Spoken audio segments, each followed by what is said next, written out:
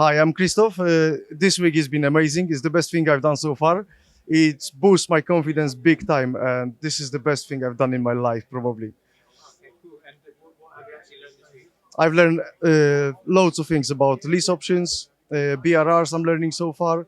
Tatiana gave great speaks about the legals and stuff. So this has been very useful, very good. Is it nice? It's like the range of things that you learn. Like, The range, yes, the range of things is amazing, unbelievable. I'm only 5 weeks into the academy, and I've learned so much.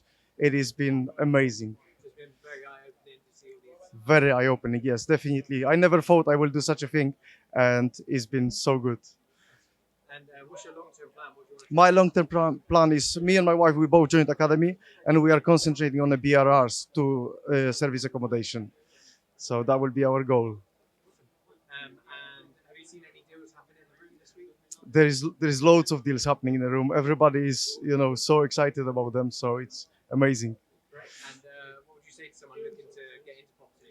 Do not think twice. Just do it. It's the best thing you've done in your lifetime. And would you say this is a good environment for them to get involved?